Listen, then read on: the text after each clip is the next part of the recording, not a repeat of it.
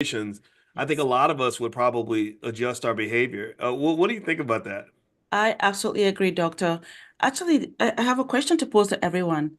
If you didn't wake up this morning, if you didn't wake up this morning, or better still, yesterday, something happened and you were not here, knowing what you know about your family, where will your family be today? Hmm. Ask yourself, because you are in charge of your life, you're in charge of your family life. If you didn't wake up or your family don't have you this morning because something happened to you yesterday, what is the situation will your family be facing right now? Just Hmm. think about that. Doctor, I'll share a story to you actually. I'm sorry, before you. Just February 7th, my husband and I were just going to lunch, and we had a head-on collision. The car Hmm. is completely totaled. To be honest with you, I'm still taken aback by that, just the fact that it happened. But it can happen to any of us at any time. There's no particular, we have no idea. And it's a good thing that we have no idea, because if we had an idea, like you say, about what will happen to us tomorrow, none of us will live. We'll be so scared to live. But because we don't know, we take it for granted. But we had a head-on collision February 7th at noon, going out to lunch, minding our own business. So this is what life does to you when you don't know what's going to happen. So we have to think about this blind side that we don't prepare for, the uncertainties that we don't think about. So that's why we talk about this today. So yeah, Dr. Boyce, please go ahead. That is, I had to share Yeah. that. That's I mean, I think that's a great point, Yeah, my wife and I and our middle child, we're all on a college tour right now. We're actually in Alabama. She's looking at Tuskegee because my wife's father taught here for 30 years. Wow. And and the last time the three of us did a trip together in Oklahoma, I pulled out and I didn't know that there was this curve that's really dangerous because it's blind. The drivers can come around really fast and you don't get time to react. And I'm a very careful driver, especially when I have my family in the car. I don't drive like a fool at all. And I was stunned because I looked both ways. I pulled out, and then bam, this lady's car slams into our car. And I mean, if it had been just maybe 6 inches back, she would have hit me directly. I would have been dead. Maybe all of us would have, like I mean, the car guy, like, because she was coming around the curve super fast, and it was I mean, it was shocking, but it was kind of like, holy crap! I'm a pretty careful driver. And to have that happen, I was embarrassed. I was like, I apologize. I said, I'm sorry. I'm supposed to keep you all safe. And here I didn't see this car come in, and I was like, what did you do? And then I studied. I was so obsessed with it. I studied that curve. I was like, there's got to be something. So I went back like almost like a CSI investigation, and I drove from her angle. I said, okay, now I see what's going on. This curve is dangerous, right? Dangerous curve. So the point is to say that that when you go through that exercise and you say, okay, well, what if we just all died, or what if I died, or what if I'd been disabled, right? Just, whatever, a vegetable in the hospital to this day. Not only does it make you count your blessings, but it makes you sort of reflect and say, okay, is everything where it needs to be? Doctor, absolutely. Those were my thoughts, just like you. I went back and relived over and over again because it's traumatic. It's like you have PTSD for a while, thinking about this just happened. And same here. If that object wasn't in front of us, our car would have gone straight into the ravine. So would have literally, and just the thought of that, Mm. like, oh my gosh, it could have just happened. Just that small movement, and that's it. Literally, your car will go into that ditch and you're done because it's all concrete, 100% concrete. Wow. Well, and the thing that we forget sometimes is, it's almost like in a movie where like something bad almost happens, like, or the hero almost dies and they always survive. And I think we see ourselves as the hero. Like, I'm gonna find a way to survive. I am. But what we got to realize is that when there's that one person who survived, there is that person that actually died. There is that version of Aisha that didn't make it, that really did go off the ravine. No, I hate saying it like that, but you No, know what I I mean? understand exactly There's what you mean. Yeah, Yes. there's that Yes. other family, like just like ours, where everyone did die in that accident, right? So this does happen. And I think that, just thinking about stuff like that in the context of insurance, I think is really important. I'm gonna give you some quick stats about insurance that I think people should be aware of since this is financial consciousness training. That's what we do every single morning for those that are new. And one thing about financial consciousness is awareness. And awareness means you're not just aware of what's in front of you, you're aware of what could be in front of you. You're aware of the risks factors, strengths, weaknesses, opportunities, threats. You're aware of the past, present, future possibilities, right? So insurance is a part of that awareness, the ability to imagine your life if your life were to suddenly change, right? So check this out. Here's some quick stats. This is according to the LIMR. 70% of families would be in severe financial trouble within a month if they were to have, the death of the head of the household. Let's see here. Another one is 63% of widows and widowers experience financial struggles within the first year. So two-thirds of widows and widowers have financial stress within a year, right? And all this can be prevented with one simple insurance policy, right? Many surviving spouses, especially those with children, face immediate financial distress due to lost income and unexpected expenses. And so that leads me into another term I like to talk about, when you talk about financial consciousness, which is love. And people, it's very easy for people to say, I love you. But I'm the person who says, well, do you really love that person? Because love is an act. Love is a verb. Love, I explained to our youngest child, I said, me loving you means I'm protecting you whether I'm here or I'm not here, whether I'm alive Amen. or when I'm dead. Uh, Amen. I can't say I love you and I just leave you out there like that. I leave you vulnerable where if something happens to me, then suddenly you're just completely screwed. So, what do you think about what I just said there? Thank you, doctor, for sharing those statistics. And unfortunately, it's so true. Uh, the impact when the breadwinner of a family is lost is so tremendous, especially if you have no protection. It's scary. And a lot of time when we have this conversation, people think it's a war, it's a war.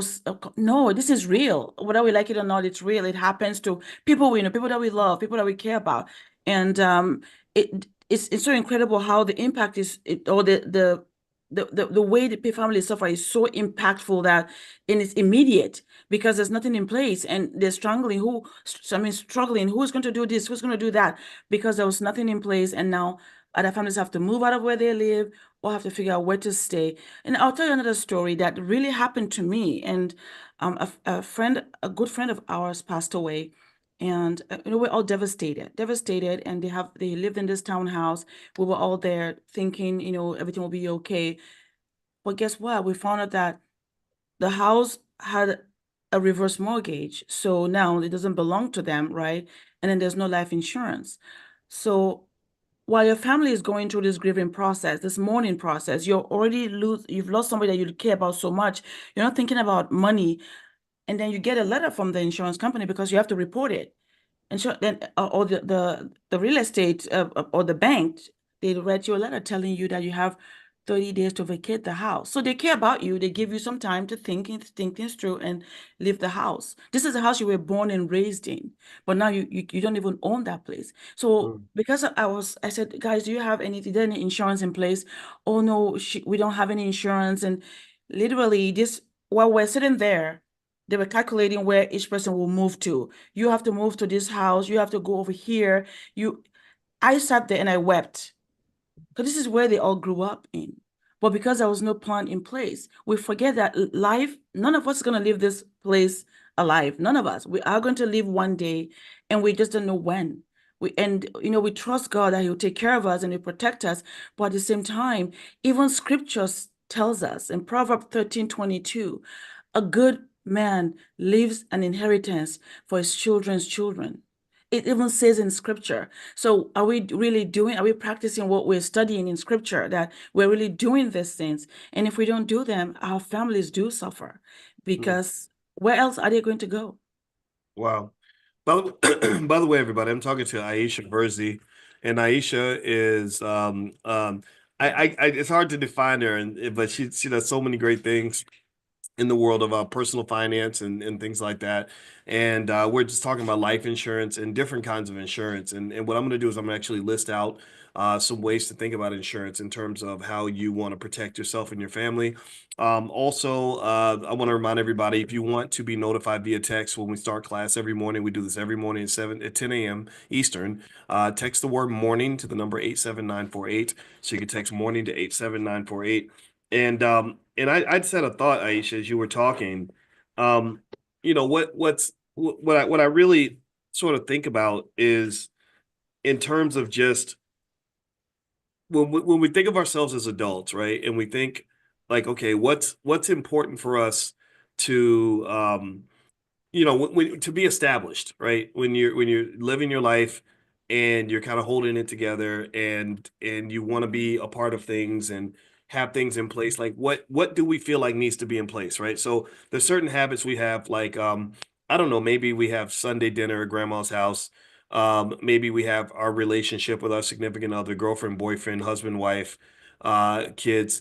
We have our job, right? Our job is a very structured part of our lives, right? So you have the job that you go to, and there's a certain amount of time you're supposed to be at work. You give, literally hundreds of thousands, or actually tens of thousands of hours, maybe 100,000 hours or more to that job. So that becomes the biggest part of your life. Your job is the biggest part of your life. And then maybe some other things, maybe your kid's school. School is a big part of our lives, right? Like most people, if you Absolutely. talk to them, you say, "Well, where'd you go to high school?" It doesn't matter. It could be the dumbest person in the world, but they'll be like, "Oh yeah, I went to such and such high school." Everyone goes to high school pretty much. Even if you're not a good student at all, right? So what I noticed is that we kind of take certain institutions for granted in our lives, right? Now, Dawn says she has no sound. I have to stop there. Give me a yes in the chat. Let's quick sound check. Give me a yes in the chat if you can hear us. Does everybody have sound? Give me a quick yes to let me know we're doing a quick sound check. Okay. All right. So this is a test of the emergency broadcast system. All right. This is only okay. Perfect. So sorry, Don. I don't know what's up with Don's sound, but if somebody can help Don out. Give her some advice. I'd appreciate it. Okay. So here's what I'm getting at, right? So we see our job as this big important thing that has to be established in our lives. That's right. Maybe our schooling, our education, the public school system, maybe our church even, which is very important, of course, for spiritual reasons, everything else. And see you later, man. And so I think that this whole idea of family financial planning should also be like another institution that we're committed to in our lives, right? Oh, Like just absolutely. sort of like really saying to ourselves, okay, look, if something happens to the head of the household, we're screwed. We're in big trouble. We're gonna have a big problem financially. Everything falls apart. Everybody suffers. Everybody's in pain. So we're gonna just once every 6 to 12 months, just go down the checklist real quick and make sure we've got things in place so that if something happens to one of us, we're gonna all be okay. I know that's a new idea. It's a radical idea, but it's not really radical if you consider the fact that it's simple. It's all about preparation. That's it. One my friend's mother was a mathematical genius named Josephine Shaw, and this wonderful black woman. She used to have this saying where she said, "Nothing is hard if you study." Right? And another way to say that is nothing is hard if you prepare. Good. If you prepare. So when we walk around talking about how hard it is to be black and how tough it is financially, how miserable we are all the time, right? Or some people feel that way. Well, nothing's hard if you study. Nothing's hard if you prepare, right? Miss Shaw Absolutely true. said that, and that's that old black woman wisdom that will change your life if you apply that to your life. So, give me some thoughts on what you or what you just heard and in terms of a way we can sort of incorporate that into the culture, that idea of being prepared. Absolutely, doctor. Thank you so much. And what a beautiful thing she said. Like, if you study, nothing will be hard. Or if you prepare, nothing will be hard. And it's absolutely true. And that's universal for all of us. It's not said for just one particular group of people. It's for you and me and everybody else. But I think, Dr. Boyce, at the end of the day, you said it best in the beginning. Love. Love. It's all about love. If the people that God has put in your life that are your family, your wife, your children, if you love them, you will do that. And if you didn't do it before because you were not aware, that's okay. But now you're aware. Are you Mm, going to have that family meeting? Are you mm, going to call a family meeting and say, okay, we made a mistake before, but now we are going to get everything right. We are going to make sure we are protected, life insurance, car insurance, home insurance, whatever kind of insurance we need, because this family, we love you so much. We care about every one of you so much. Again, like beautifully said in your book, the 10 Commandments of Black Economic Power, which I think every Black family should have that book in their library. Every family should have that book and study it. Spend the time with your family, like a book club in your family, and study each chapter. There's a chapter dedicated telling you that your family is an asset. Do you understand that your family is an asset?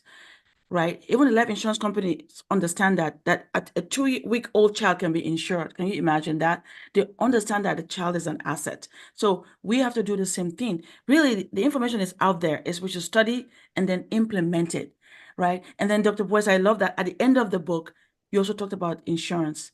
That families need to be insured. You cannot turn your way or your eyes away from me thinking you'll be okay. It's not about that. Like Michelle said, the mathematician, math doesn't lie. You put it together, you set it up, and you forget about it and you live your life peacefully and enjoy your family because you've done the right things. And what is that? Love. You love your family, you love them till the end. That's mm. just it. That's right.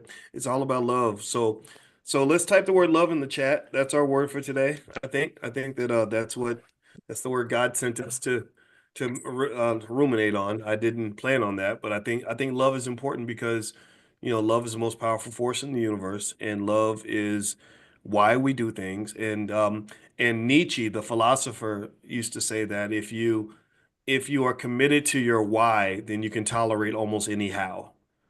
Oh, wow. Meaning that if you know why you're doing something, then how you get it done ain't gonna matter. You'll Not figure it gonna matter. out. You'll find a way to make a way, right? So love is the ultimate True. why.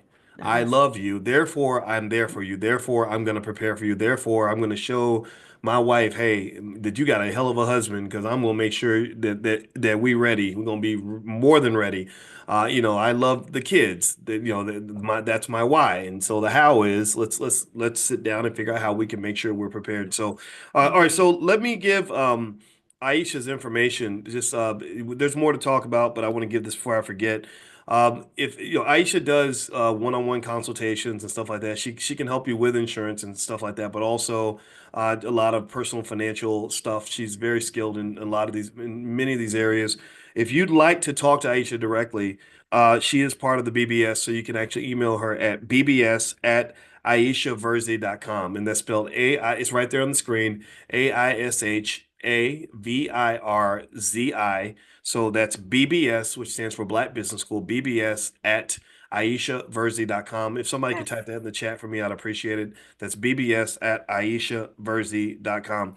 Okay, so and also she mentioned my book, The 10 Commandments of Black Economic Power, and I mentioned to you guys that we love the idea of doing business with all of you in the Black Business School because our goal is to get that message out to as many people as possible. So what I did was I made autographed copies of my book available for literally $8 plus shipping, and you can buy as many as you want.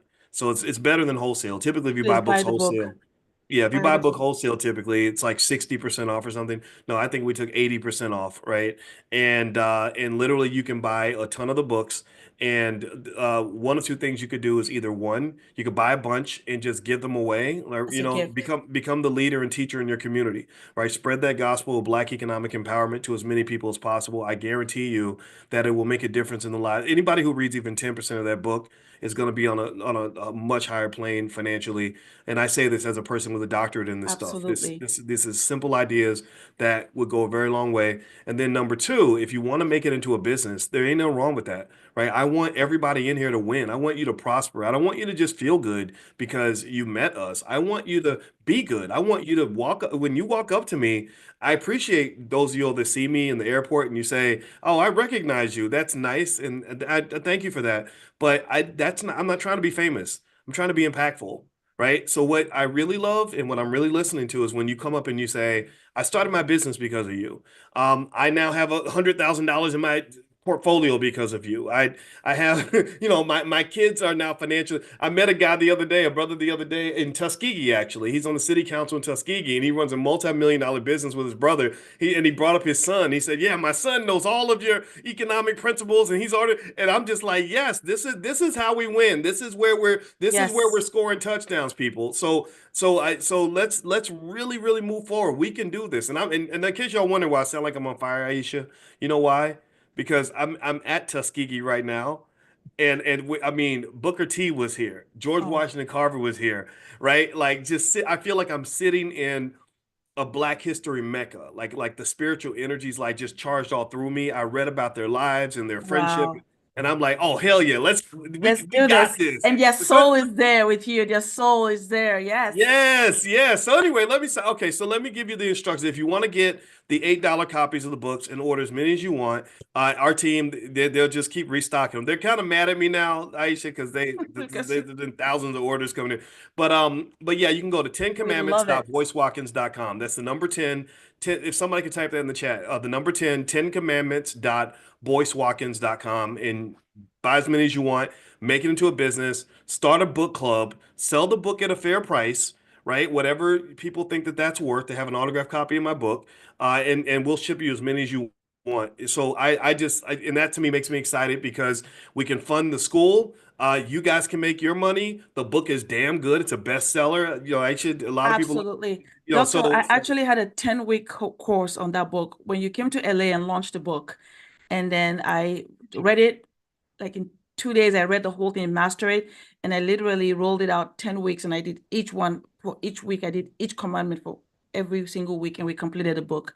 That was how powerful I felt about that book, because every family must have that book on their shelf.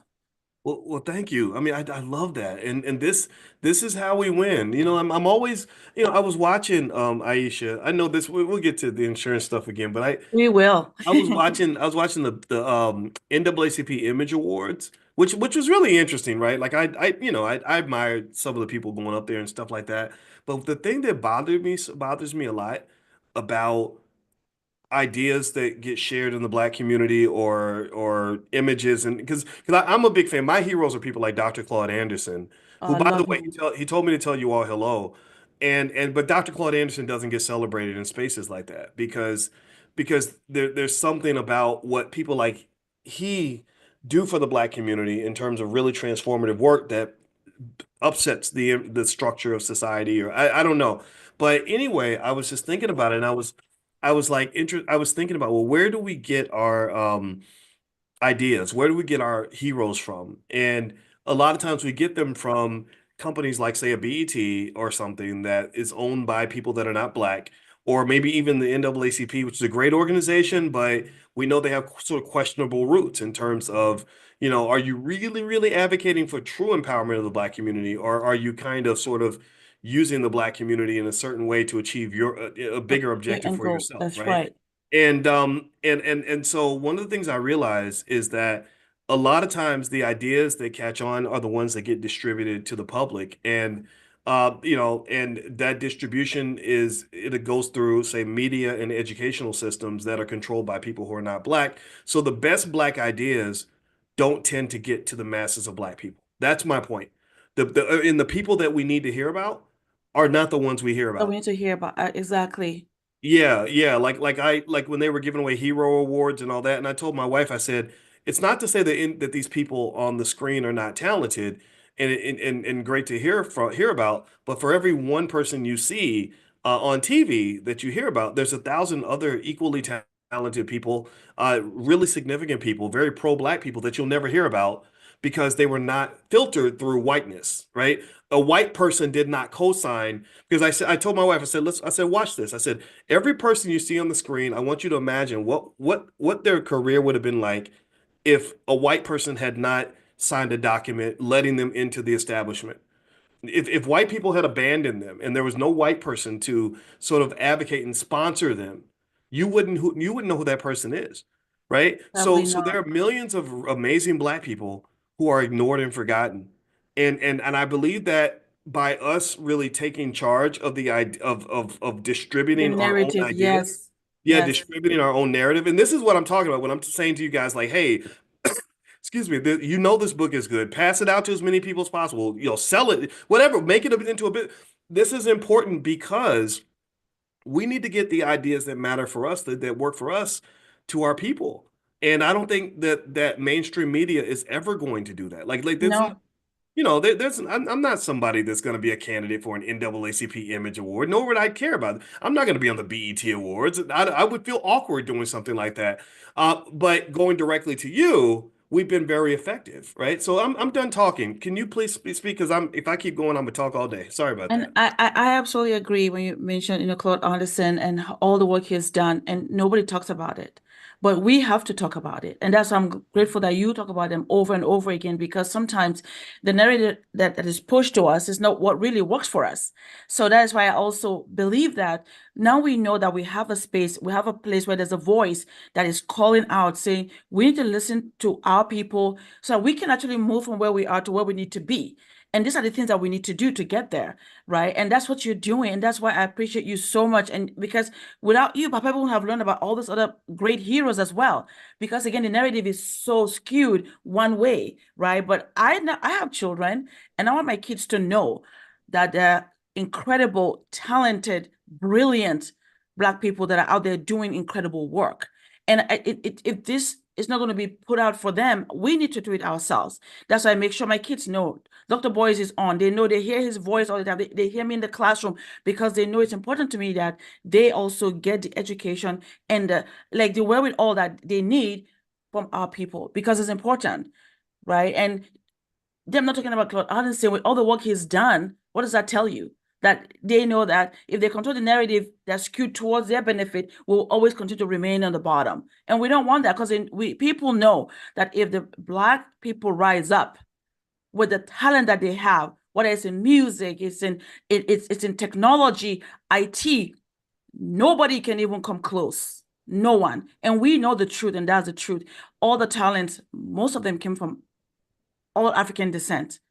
But of course, you don't hear about it because somebody else, like you say, had to now take over and say, we're signing and approving. So then they become the people that we look up to. But believe me, we are not going to let that happen. As long as we're here, we're going to keep speaking the truth of those people that we believe we should be listening to, like Dr. Boyce, Dr. Anderson, and all the other great, Black scholars that have created things and done things that have made an incredible difference for all of us. So yes, I agree with you, and we have to do it ourselves.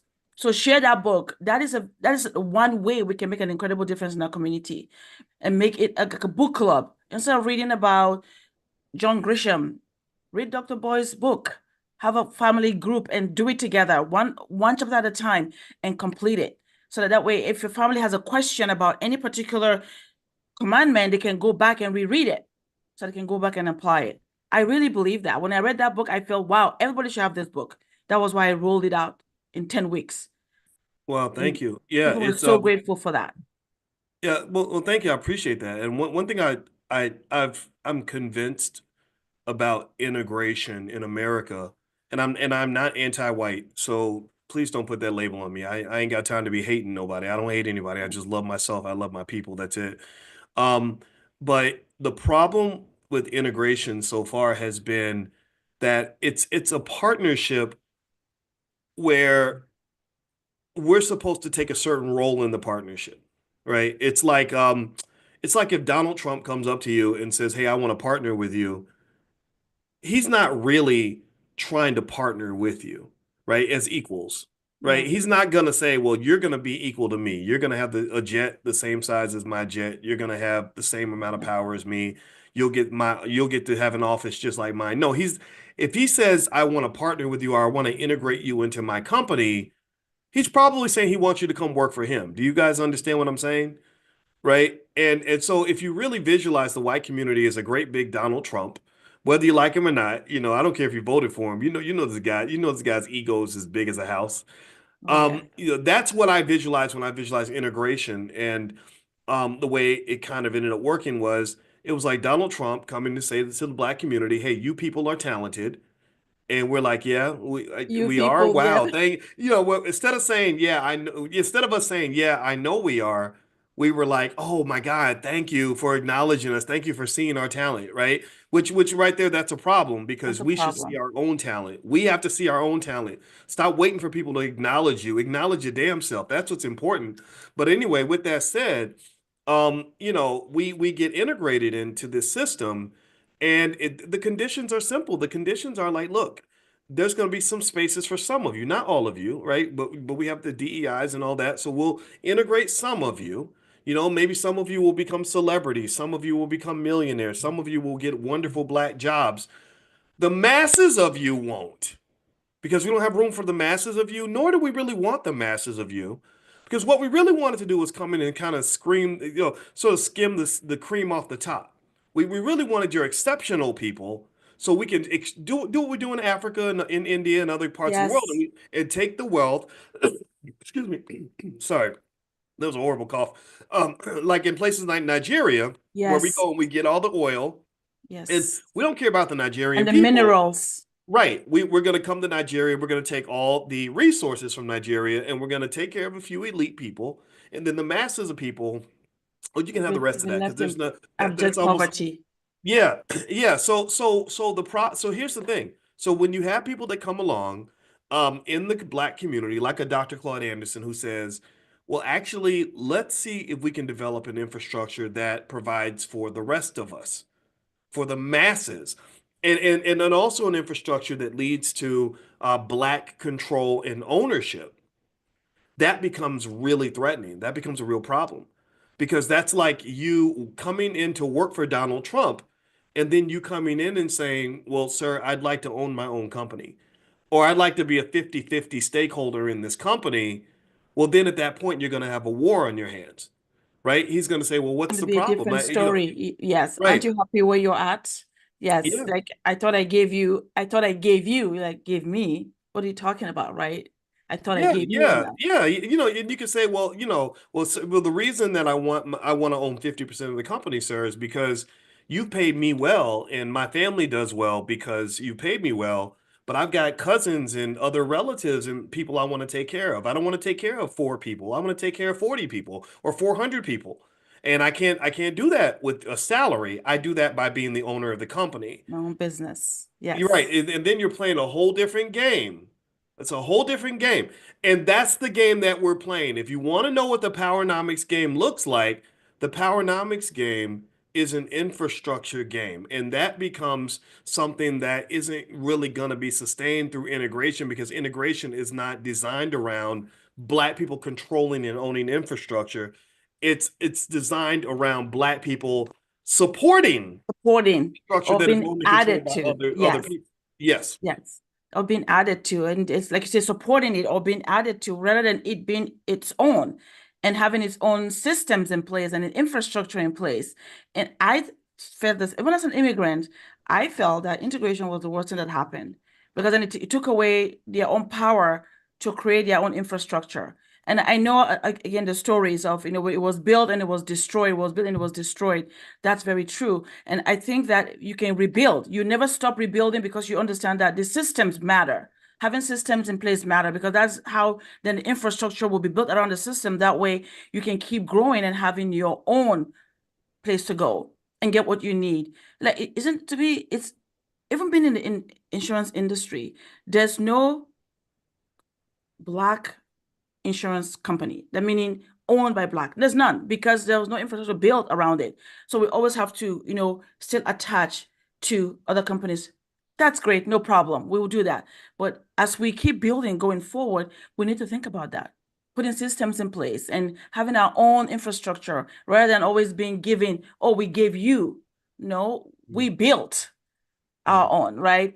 Just like, again, when something happens in our family, we don't wait for others to take care of our family because they say the way you do small things is the way you do big things, right? So going back to having insurance, you don't wait until something happens, then you go out to beg other people to help you, right? You protect your own, you take care of your own. So that way, if something happens, they don't go out to beg others because then the trauma continues because now they have to go back and beg somebody else to give them something, right? We don't want that. We want to build our own. It takes sacrifice and that discipline and determination, but we can do it. So if you have that book in your hand and you read it and you understand it, and then number one, you read it to get the information, but you also have to implement it, because it's everybody can read and just get information, but are you truly implementing those information? That's why we're here to talk about all the implementation things that we have to do to implement to make sure that our families, our communities, and then at large, as a community and as a whole, all of us are doing well, right? We have to do it ourselves. We can't wait for anybody to say, oh, well, we give you this. No, we will build it ourselves. But it starts from home. Daily, Yes, our absolutely. little, we make small decisions that will make our families stand apart and not depend on anyone, because we know that if we keep doing that, we'll always be waiting for someone else to do something for us. Yes, And that's we don't right. want that. Absolutely, 100%.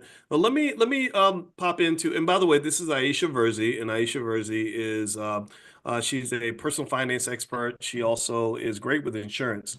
And if you want to meet with Aisha directly and talk to her, you can email her. Write this email down. It's bbs@aishaverzi.com, and Aisha Verzi spelled AISHAVIRZI. It's right there on the screen, right next to her. And you can go to bbs at aishaverzi.com and meet with her directly if you have any insurance needs or anything that you'd like to talk about in terms of your personal finances and your objectives.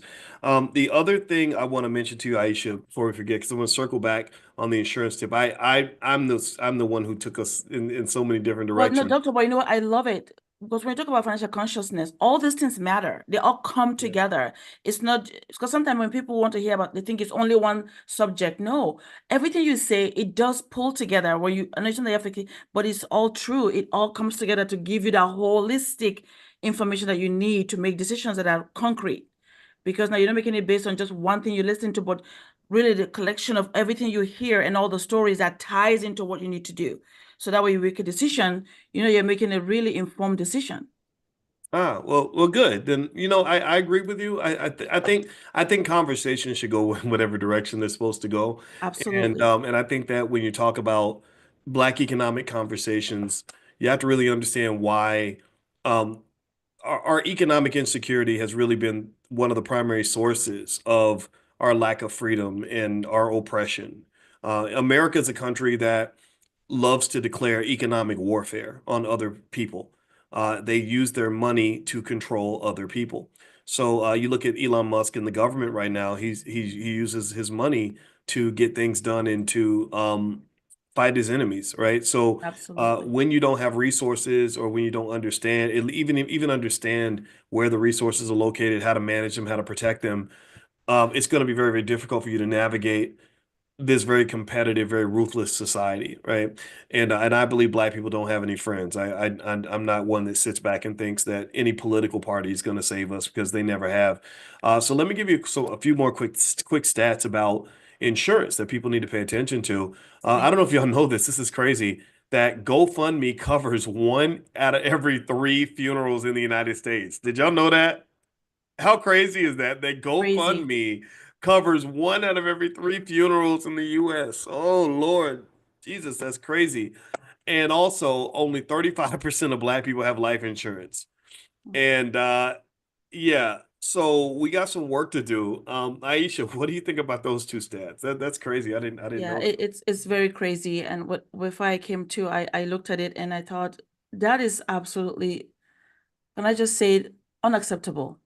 It is unacceptable because what it does or what it says about us is, again, we don't want to prepare. We now again, that we don't care about their family members. It's funny when we go to some meetings and people talk and they talk about, like, when they're talking about the space and I'm in that room. And to be honest, I don't like the fact that, oh, you're in this room, you're the only one Black person in the room. And that's because we don't have enough of us talking about this in our community, and not just talking about it, but actually being licensed to actually implement it for our community. It's so important. Only 5% of us, how many million, only 5% of professionals do this in the Black community. So if we don't have us talking about it consistently and being in our face, like, nobody's going to get covered. So that number is correct. And I hear about it all the time, and it really upsets me because I believe we can do better and we should do better, because at the end of the day, we are the ones that also still suffer because again, the GoFundMe that is being done there, or the car wash, or they say the fish fry, or the barbecue to bury a human being that was here that worked hard all their life, and we have to go back again to ask for help for someone to bury them for to we should be way beyond that by now because it's just unacceptable, right? And I think the biggest challenge people have, which I felt the same way too, Doctor. It's funny. I felt the same way because they feel, well, I don't need it. It's not important. I was one of those, right? And so I understand the concerns. But when you understand it better, and now you and I are talking about it, you know, you find that, wow, this is important. So I feel you. I feel your concerns. Oh, I don't need it. But I felt the same way. But now I found that no, this is actually one thing you need. Is actually the basic foundation of what you need to feel peace of mind, but also knowing that your family will not have to beg anyone for anything when something happens to you. Doctor, actually, now that we talked about it, I was going to ask you something about, I know you talk about estate planning a lot. You actually share that openly when you had your estate plan. You spend hours, literally a few days going through your estate planning and talk and getting yourself ready. Can you just please tell us just the importance of it? Just tell us why. Because I think if our people hear from you, because we want our people to hear from leaders like yourself, to say that this is important, but you do it so openly. But the question is, are they hearing you and implementing as well? I know some of them are making the changes now, but we want more people to do it. So please tell us, like, why do you keep redoing your estate plan as time goes on, as things change? Hmm. I redo my estate plan because, things evolve, relationships change, priorities change. And and what I've learned from studying history of anybody that has ever done anything that means something is you have to think you really your life is very short relative to the length of the impact of your legacy if whether you do something good or bad, life is just really short. So a lot of your life, I think, should be spent preparing for your afterlife. And afterlife isn't a selfish concept to me where you just go to heaven and eat gummy bears for all eternity. Um, it's also like after your life is over, a lot of people are going to benefit or not benefit for what you chose to do or not do. Every single person in this room, every one of you in this room would have a dramatically different life if somebody 40 years ago had, even a fraction of the ideas that we talk about in this class and implemented any of that. Even if they did their version of the $5 a day plan, maybe it became the 50 cent a day plan or the $1 a day plan or whatever they could afford. You'd be filthy rich right now if somebody did that in the 1970s or 1980s, even the 1990s. 90s. That's not even that long ago. Imagine somebody did it in the 1950s and 60s, right? And so I really think with estate planning, it's really sort of seeing it's a consciousness thing. It's seeing yourself as part of something bigger than yourself. Yes. And that requires you to let go of yourself, let go of your selfishness, but it gives you like immortality in a way, Yes. right? Like a person is going to die. An idea doesn't have to die. An No, institution doesn't doesn't die. know. Like Tuskegee University didn't die with Booker T. Washington. Booker T's been gone a long time, but Tuskegee is going to live forever, right? So I encourage everybody, think of yourself. Like it's a self-esteem thing too. Just how important do you want to be in the legacy of your family? Because you Family. are important. You are important. You just made the question is, do you see how important you are? But think about how important your grandparents are to you. Think about how important your parents are to you. I mean, they're almost for some of you, your parents and grandparents are like, godlike figures to you almost. Like they're just, these amazing superhuman, entities. But they didn't see themselves that way. They might have, maybe grandma said, "Well, I'm just a maid or I'm just a whatever." But it's like, no, you're grandma. Grandma. That's huge for everybody, right? So you're huge if you want to be. Your legacy is important, right? It's going to have a huge impact on other people, and I encourage you to own that, value that, and that's important too, Aisha. I found that um, self-esteem is critical when it comes to legacy planning because if you don't value who you are and what you have, then you're not going to work hard to preserve it. No, But if you see the value in what you have and the value of who you are, you're going to take care of it, you're going to protect it, etc. I last thing I'll say on this, and then I'm done on absolutely this, true. just for that self-esteem piece. I had a friend of mine who he runs this amazing like program for kids and does this awesome work. And we were at an event and he saw this white guy who was a billionaire and he's like, "Do Mhm. you know who that is? That's the such and such who runs the hunt, the $50 billion company and blah blah blah." And I was like, "Yeah, that's really cool." And I said, "Yeah, but honestly, I'm not nearly as impressed with him as I am with you." And he's like, "What are you talking about?" I said, "Well, because there's like thousands of white billionaires out here, but how many people do you know that are doing exactly what you're doing? Can you name one person on earth who's Mm. impacting our children, which is our $1 trillion Our asset, legacy. right? I don't care what some rich white man's doing. No disrespect to him. God, good for him. Bless him. But I'm looking at what you're doing, and I would trade 50 of hims for one of you. You're the prize, man, and I need you to really see that.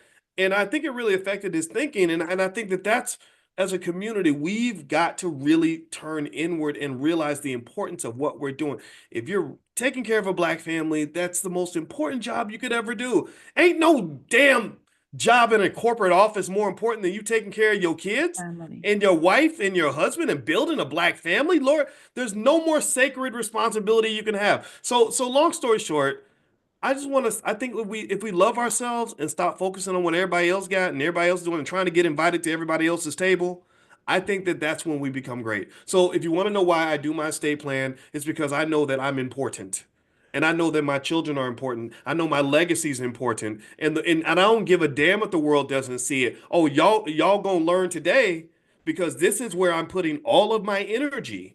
Right? I'm not putting energy into building other legacies for Harvard and Yale and Stanford. No, no, we're doing this right here. So that's it. That's my thought process. Thank you for asking, and I'm No, done talking. thank you, doctor, for sharing that because we need to see how powerful and important it is. And for me, as as somebody that's trying to share the word in our community and make sure they hear about it, is look at the example. Doctor is doing it. You should emulate what he's doing. He's doing estate planning. He's adding additional insurance to his life insurance to his portfolio. He has already, but he's adding more. If he's doing that, you should be doing the same at your own level. At your own level. They say you see, you admire, you listen, you're learning every morning. We all log on every morning and hear Dr. Boyce speaking. Are we emulating what he's doing? Because those are the people that we want to emulate and copy what they do, right? They say you copy the right cat. And Dr. Boyce is a goat, right? The goat of all time. We know that everything he does is for our benefit. That is why I follow him. When I started following him years ago, I said, wow, there's a voice like this. This is it. I'm going to follow him because I believe that we need somebody like him. And the way we can also now elevate ourselves to the next level is by saying, oh, wow, he did it. He does this. I'm going to do it too. But don't just here, do it as well. Do it because it's in the action, taking the action that we really get the results that we need, right? And as you were speaking, doctor, I was thinking about a word. I know when I was in Michigan, I believe, we went to the museum, and the museum that I is and it's the as you walk in, and there was a feast, of all the slave trade that happened. And I'm from Nigeria. A lot of slave trade happened in our Gulf of in our country. It happened from there. I'm not from that part of country, but it happened in that area. So now you know more about it. And the feast says, and yet we rise.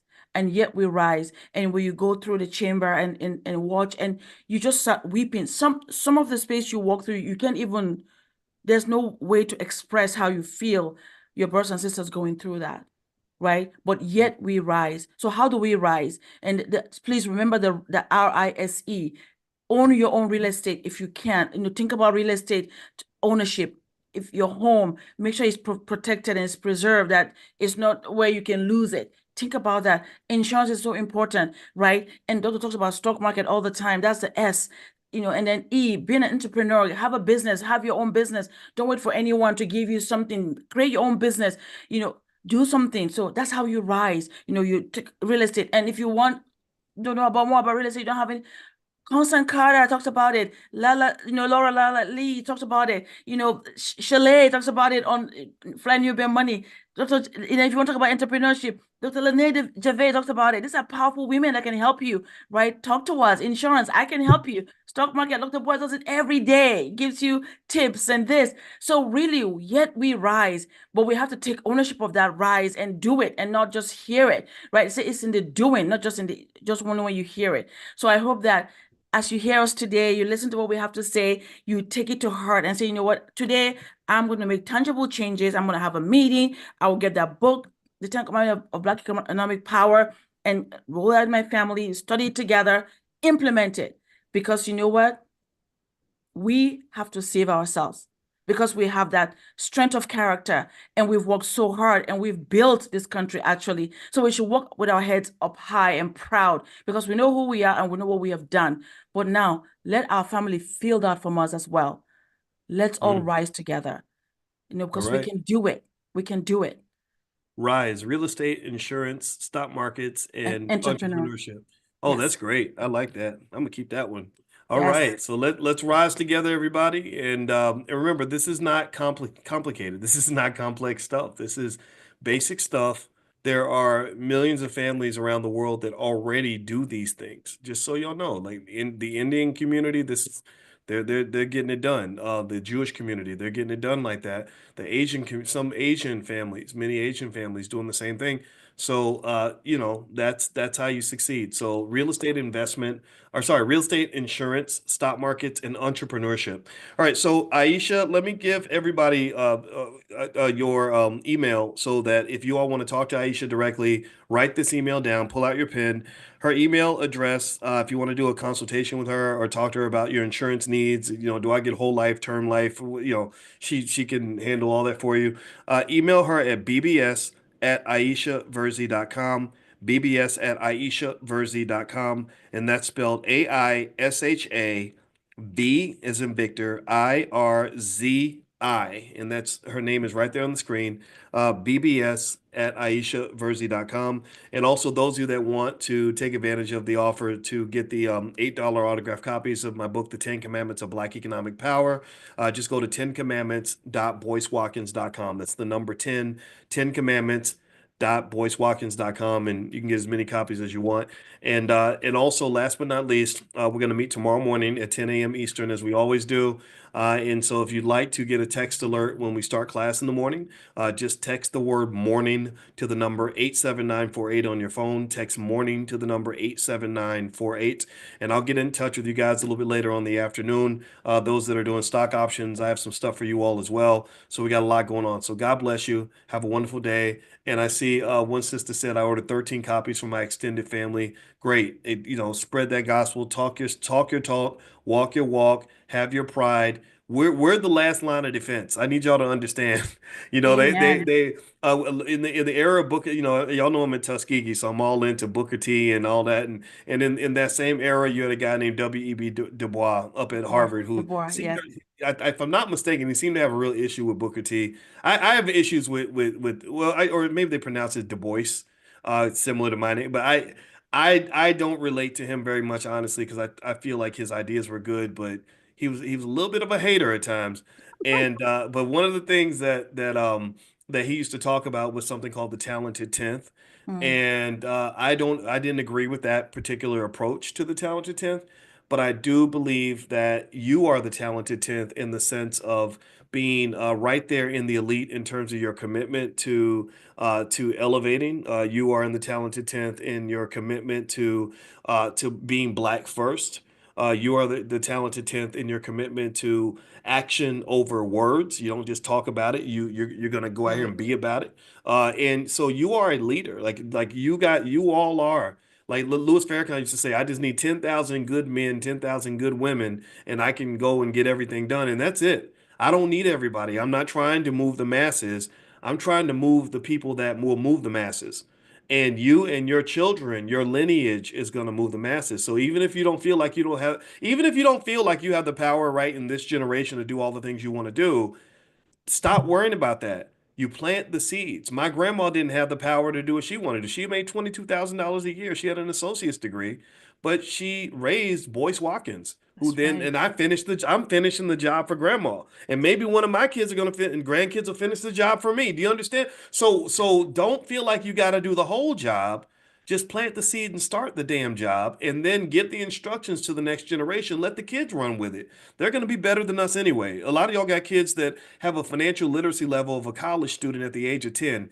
That child's going to do the job at a level that we can only dream about. So all we got to do is run the baton and pass the ball Pass it on. and let them do the rest. So do your best with what Yes. you got. That's how we succeed. So God bless you, everybody. Have a wonderful day. And thank you again, Aisha. It was great to see Thank you. you. Thank you. What a All right. blessing.